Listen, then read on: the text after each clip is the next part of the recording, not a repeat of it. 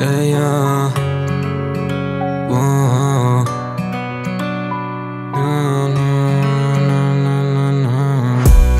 دیگه رفتم به نگو برگرد، الان دیگه رفتم از دست واسه چند وقت نمیخوام چشم بخوره بهت اصلا کردی تو نامردیه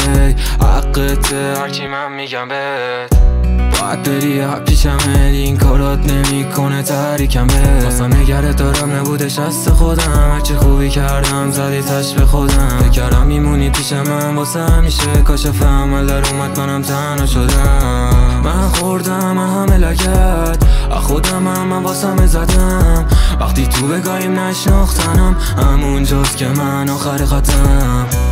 الان دیگه رفتم بهم نگو برگرد الان دیگه رفتم از دست واسه چند وقت نمیخوام چشم بخوره بهت اصلا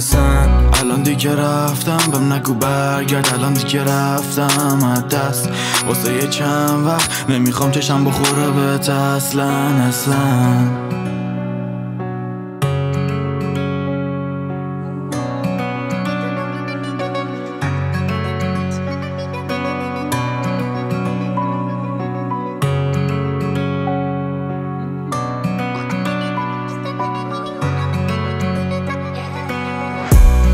بیا بحث کن با من نیستی و بی تو لنگ شد کارم اصلا بیا دورم بزن هنوزم مثل قبلا و بعد جور سادم دیگه نیستم بدی لوکیشن حتی اگه زندگیم نشه اوکی هی برا برگشتن تم دیر و کارو جمع نمیکنه مدیتیشن میدونم چند وقته که نیستم سلیقت هنوزم برگردی زیاد شبی من میزنم زیر قلم و زدم زیر رول ولی تغییر کردم و دیگه نیستم شبی قبل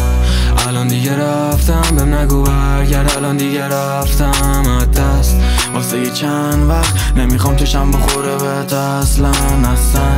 الان دیگه رفتم بهم نگو برگرد الان دیگه رفتم از دست واسه چند وقت نمیخوام چشم بخوره بهت اصلا